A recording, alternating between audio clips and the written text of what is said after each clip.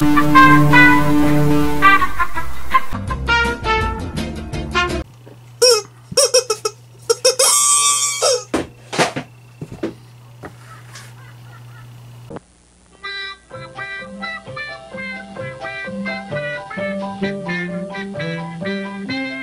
have a special guest on today. A special guest on the show. We've rigged up the system.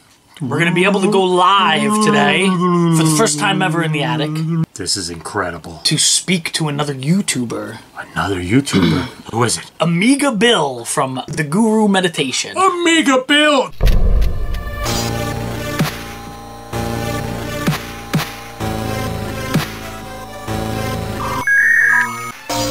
The Guru Meditation. Oh, I like the Guru Meditation, yes. guys. I actually been watching Bill for a long time. Bill's part of a group, Amiga. An Amiga addiction Did group. you play Commodore when you were a kid? Well, no. All right, look. I hated the Amiga people as a kid. Because, wait, what? I've never met anybody. Well, you had to hate the Amiga people because it was envy-related hate. Oh, okay. Because the Amiga was freaking amazing. Deal, oh yeah, my god. Right? It's like a black fly in your Chardonnay. That's better. You got it. All right, now you got it. Okay. So we're going to go live with Bill, and we're going to ask him some questions live, and we're going to hope this thing works out. Live. We're doing it live. Here we go. So, let's pull it up. Amiga Bill, are you there?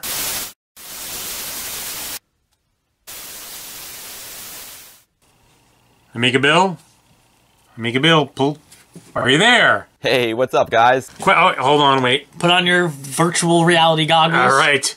I'm ready. Are you in there? Or are you in with Bill? I am in with Bill. Okay. It's way more intimate than I imagined. Okay. Dude, it's freaking awesome to be on Nerd Out with me. I'm a huge fan of your YouTube channel. Wait. He has to come out of virtual reality before he... All right, we're good. Okay, you're back in? We're in. We're back in. We're in. I'm in Bill. Also known as Amiga Bill. And I'm half of the Guru Meditation. My buddy Anthony and I, we have a YouTube channel called The Guru Meditation, and it's all about the Commodore Amiga computer.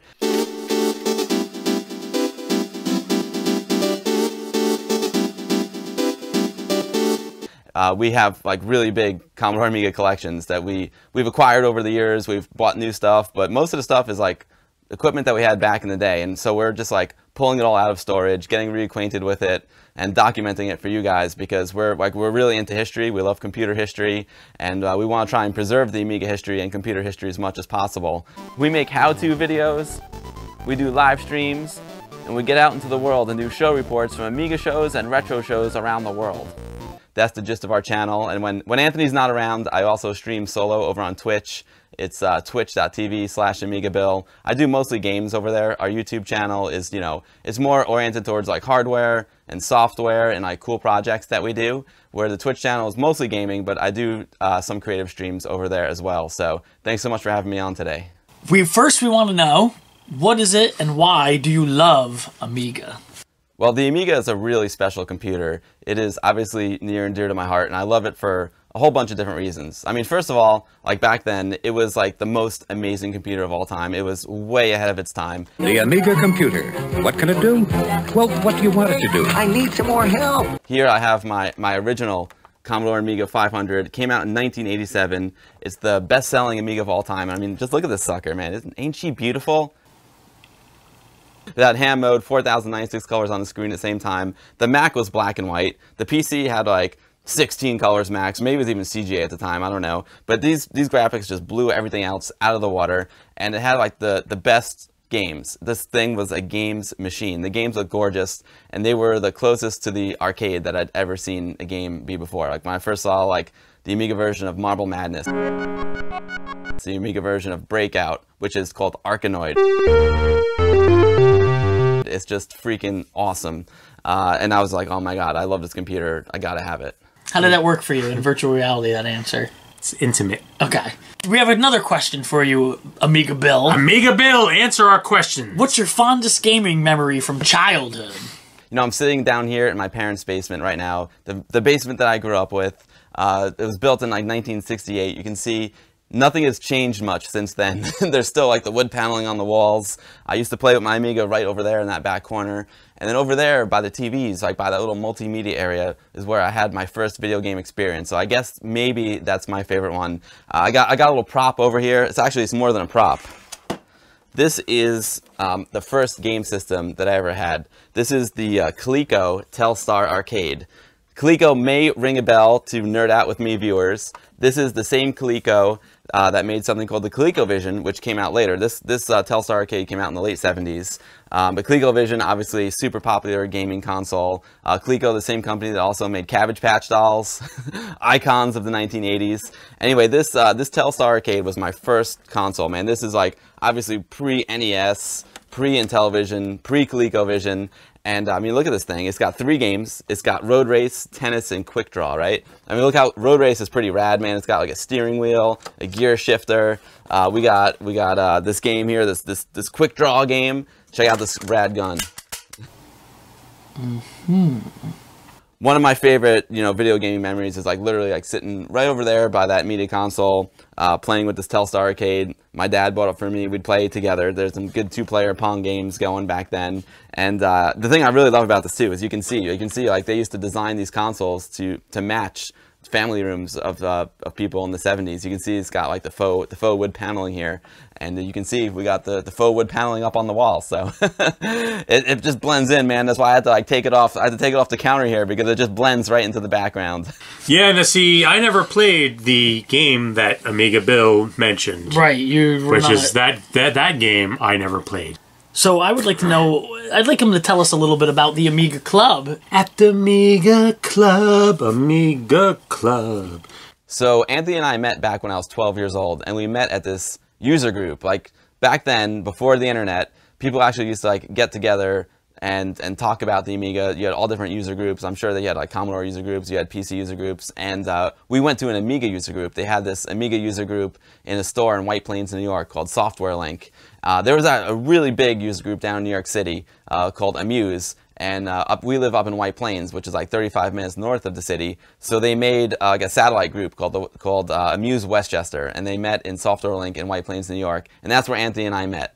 So we used to meet like in the basement of this store, and it was really a creepy, dingy old basement, but it was a lot of fun, man. We used to get like 30 people at a meeting. We get together, play games, talk about like all the latest stuff. If you had a problem with your Amiga, you didn't know what was wrong, or you didn't know how to do something, there probably would be someone who came to the meeting that could help you out. Again, this is like pre-internet, man. This is like you actually had to like get together and meet with people to solve your problems and hang out. So the guys who ran the club decided they didn't want to do it anymore. And that was it, man. That was going to be the end of the club. But I was like, no way, I love coming to this club. We met on the first Thursday of every month. So we met once a month, and I was like, I do something with my Amiga every month. Like, I don't want this club to die. This is too much fun. I met so many great friends here. I met Anthony here. It's a really great time. I don't want it to die, so I'll take it over. At the time, I think I was like 14 or 15 years old, so it was kind of crazy that like this little kid was like running this user group, but no one else wanted to do it, man. The club was going to die, so I was like, screw it, I'll do it. I do stuff with my Amiga every month. Worst case scenario, I'll show you guys what I did this past month, and hopefully someone else shows something as well. But worst case, I'll show you what I'm doing, and we can hang out and have a good time. And man, it started to get really successful. That was actually when the Amiga was getting even more popular and towards its peak. So I applied to Commodore, the company that owns the Amiga, the company that made the Amiga, and we became like an official Commodore user group, and we got a number and a seal, and there were Commodore user groups all over the country. So ours is in Westchester in White Plains, New York, which is, like I said, 35 minutes north of New York City. And man, we had like 150 members at the time. We'd meet on the first Thursday of every month. We'd get about 50 people at the meetings, and it was so popular, we also had these other things called SIGs, special interest groups. So the first Thursday of the month was like a general meeting. We'd get together, talk about anything general about the Amiga. Then on the next Thursday, we'd have the graphics and video SIG, the graphics and video special interest group. And if you were into, doing like deluxe paint or any kind of graphics work, any kind of video work with your Amiga, because it was the first like multimedia home computer, we just get together at someone's house, usually here in this house, and do the graphics video SIG. We also had a music SIG, we had a desktop publishing SIG, we had a game SIG. So like literally like we were meeting like every week in the peak time. It was pretty incredible. Then, unfortunately, in 1994, Commodore folded. I went off to college, and believe it or not, like the group still kept going. Anthony was running it for a while, but membership dwindled. Membership like went way down. But we never stopped meeting. At probably by the year 2000, there was just 4 of us. and we were meeting no longer at the computer store because the computer store closed. We were meeting in a shopping mall, and things were grim, but there wasn't much going on in the Amiga community either. But 4 of us like to get together and have fun. You know, cut to like 4 or 5 years ago. Now, like, retro becomes popular. People are starting to like get back into the Amiga, and believe it or not, like, people start coming back to our meetings. And we've been meeting this whole time. We never stop meeting on the first Thursday of every month. And so now our club's growing again. We got about 30 members now, and we consistently get about 7 to 15 members at every meeting. We have special meetings where we do things like check out like new hardware that came out for the Amiga. We still have our games meetings. So yeah, so the Amiga Club, WOG started in 1989, and we never stopped meeting, never will. It's really, really special and really incredible. I made some of my best friends in this user group. The Amiga Club, Amiga Club. You don't remember that. This is going to be an out of left field question. Oh, an out of left field question. I hope you can handle it in your virtual reality world. What were you listening to music-wise in your first car that you owned? Ooh, that's a good. I like. You like that? I like that. That's a good question. I wonder what he's got to say about that. So my first car was actually my grandfather's 1997 Cadillac Eldorado. It was this huge brown boat. And, you know, of course, I was a kid. I was 16 years old. Loved music. But this car actually had an 8-track player in it. I don't know if you remember 8-tracks, but they were like a horrible, horrible format that were popular probably in the 70s. So I had to have a cassette to 8-track adapter. I would put my cassette, my mixtape, in the adapter, then stick this 8-track adapter into the player in the dashboard of this huge 1997 Cadillac. And it was an awkward way to listen to music, but it worked. Some of the stuff I was listening to, like I remember, I don't know why, but I clearly remember listening to like Axel F, you know, from Beverly Hills Cop. I remember listening to that, and tons of Metallica. I loved Metallica, grew up with Metallica. Weak. No? Oh my God, I can't. Not a big fan? Oh yeah, jeez. Tony Braxton. I mean, you know, she's talented, but come on. I don't know if he said that. Oh. Yeah, the virtual reality goggles don't always work the way they're supposed to. They're they don't always work the way they're supposed to. But I could have sworn that's what I heard. We'll see if they work for this next question. All right. Just make sure they're switched on too. Switching on. All right, we're good. Good? Yep. What aren't you watching? I think we're in like the golden age of TV in a way. Like now with like Netflix and YouTube and, you know, Amazon Prime and Hulu, there are so many great shows on. Unfortunately, I barely have time to watch any of them. You know, I got a full-time job. I'm a cinematographer. I've even made some of the shows that are on Netflix. I made a show called Comedians in Cars Getting Coffee with Jerry Seinfeld. I did season 1 of that. Shot something called Justin Timberlake and the Tennessee Kids. That's on Netflix right now. But anyway, there's so much good stuff on those channels. But I really should be watching. I should be watching Game of Thrones. Never saw Game of Thrones. I know I would love it, but I'm also afraid of Game of Thrones because it's so like in depth. I know I would just get like sucked in. I would just like disappear. I'd be just in Game of Thrones. So not watching Game of Thrones. Wish I was watching Game of Thrones. Not watching Westworld. That looks like a great one. I would love to watch Westworld. Gotta get into that. I started watching Mr. Robot, which I love. Watched season 1.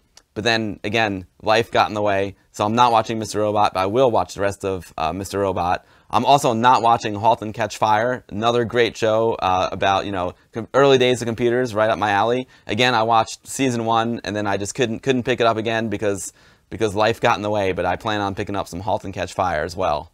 I can't believe he's not watching that. It's your favorite show. No, it isn't. It's your favorite thing to watch. No, it isn't. You were talking about it. Wrong. Fair. Wrong. Quote a movie or TV show in the character's voice. I'm a huge Jay and Silent Bob fan, and Anthony is too. So to quote Mr. Jason Mewes in his voice, I'm not good at impersonations, but I'll do my best. All right, this is from Mallrats. Come, son of Jor-El, kneel before Zod. Snoochie boochies. I need your clothes, your boots, and your motorcycle. I could do this all day, man. I got like, I don't know, 200 Laserdiscs, man. Here's Johnny. Crush your enemies, see them driven before you, and hear the lamentation of the women. You know what? What do you think? You think that was good? What you've got back home to play your fuzzy warbles on? some pathetic portable picnic player? Come with Uncle, and here are proper. You are invited. I loved that one. That was a great one. And for the final question for Amiga Bill. The final question. The final question.